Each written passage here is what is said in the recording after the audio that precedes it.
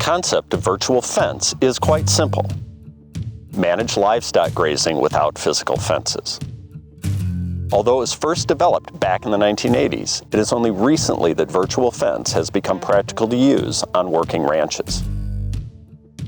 Today, virtual fence is developing at a rapid pace, and there are a range of different systems available on the market. This series features early adopters of the technology from around the U.S. and uses their lived experience as a basis to provide viewers with a structured approach to adopting and using virtual fence.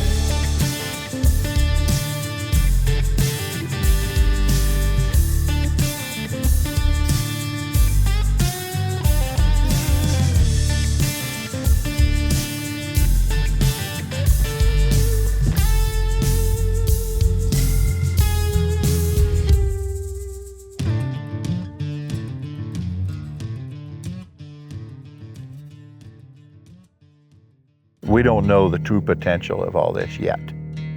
May never know, it just keeps expanding. But the potential is astronomical. I mean, the potential is, I don't know how to put a word or a number on the potential. It's well worth getting involved with. Yeah, it's, there's a learning curve that's steep, but you're gonna face a learning curve no matter what. Even if everybody else has it worked out and you're the last guy, you're following on everybody else, you're gonna face a learning curve. There's a learning curve associated with the software that can change and have updates. There's a learning curve to putting the collars on and being efficient with it. So I think there's kind of an animal behavior learning curve. You have to train the cattle, let them get used to what that thing is around their neck. I think it just takes time to really kind of get a master of thinking about how you're going to manage things differently. I'll be honest, I was really scared at first. Oh man, how am I going to learn all this? And you just keep pecking away. Learning curves are learning curves, and some of them take longer than others, but you've got to look at what you expect that outcome to be, and if that's worth it, then you're probably going to work through a lot of that. Within a few months, I had the system pretty well figured out, and I'm not computer literate at all. I think cows are inherently smarter than what people think, most definitely. So the training of the cattle with my cattle has been very easy. It's not difficult, but it does take probably a minimum of 3, probably don't need more than 5 or 6 days. I think we talked about, there's a learning curve associated with putting collars on animals and doing that successfully, but after doing that a couple times, I think we got that down pretty pat. I think the part that maybe takes a little bit more time is that step of thinking about, okay, now I have this tool, how am I gonna incorporate it into my operation? It's not necessarily, can I physically put things on animals and go in the system and create virtual boundaries? I think that's the easy part.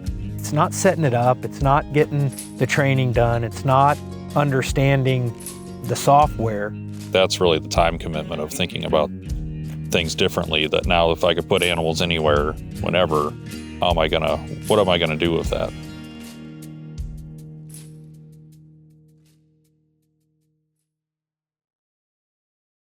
Yeah, I guess let's go back to, Range 101.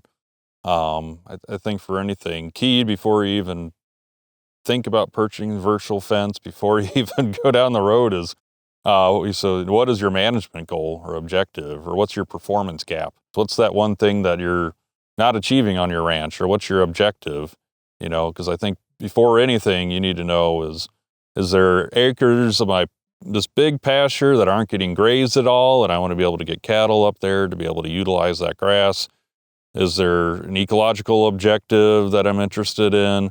Is there, there's a whole host of objectives, people could think about on their operation. But I think first and foremost is knowing what is your management objective. And that can help identify, is virtual fencing potentially one solution to be able to achieve that management objective? Why are we even doing this?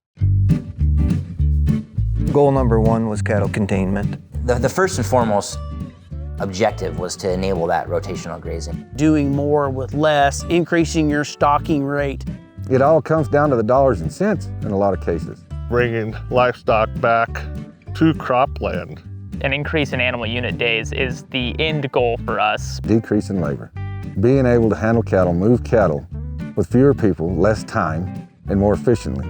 It's about the profitability. Trying to have more flexibility about where we place animals and control distribution of grazing on the land. You can improve rangeland. You can have a better quality of life. Let's exclude them from these hunting strips, right? Let's exclude them from these riparian areas. It opens up an immense amount of property for us to graze. And then that feeds into a whole other line of discussion around, the environmental impacts we can make when we turn livestock out on farmland, right? We've studied it a lot in our operation. I mean, we can sequester more carbon into our soil when we're grazing livestock out on land, whether it's pasture, whether it's farmland, whatever kind of incentives are going to come our way in the future related to that. Fire came through and took out, 10,000 acres of fence. So we were never able to use this side over here. Since we've started using virtual fencing, we've been able to use that. We were trying to improve, more of an even distribution of how the cows were utilizing the forage that was available. We're just getting more and more into the ecological benefits, being able to do more moves, being more efficient at our moves. Taking fences out would improve potentially wildlife management, would give us more flexibility for grazing around riparian areas, would give us more flexibility on how we do burns and herbicide controls. We can use this to fence cattle out of areas and regenerate the land. While increasing our grazing efficiency, we're also able to increase habitat for greater prairie chickens and other native grassland birds. We're able to better control what species we're targeting, when and where. And we're also able to kind of change how we use fire on the landscape and when we graze those regrowth areas. Virtual fencing for small ruminant animals, goats and sheep, training sheep to graze specific invasive weed species, improving soil health and better infiltration, better worm loads, raise more grass and better grass and healthier animals, and then you run more animals. What do you want your kids and grandkids to take over? And I want them to take over something that's going to be sustainable.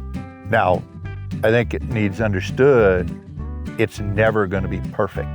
Does virtual fence work on every single piece of property? No, it does not. One of the things you don't want to do is just say, oh, here's a cool new toy, and I'm just going to put it on my operation and it'll be fun. You need to know what you're going to use it for, what's your management objective that you're trying to achieve if you're going to be the most successful. My personal opinion is this is the future. This isn't going to go away, and we just need to find ways to utilize it better and also meet some of these objectives in order to improve the long-term sustainability of cattle grazing.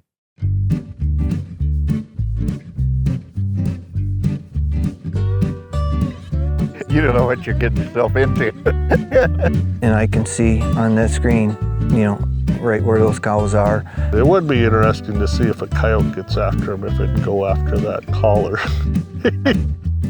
How do you put a collar on an animal and do it in a way that's safe for both you and the animal? A hydraulic chute with a neck extender will save you a lot of smash fingers. That is our number one concern on doing these collars, is it's not too tight. The important part is you've got to understand what you want to do with it before you get it. And understand not only the potential of the technology, but the limitations thereof. Be thoughtful in what you're doing. Plan ahead. I think I'm out. All right. I think you reached the end.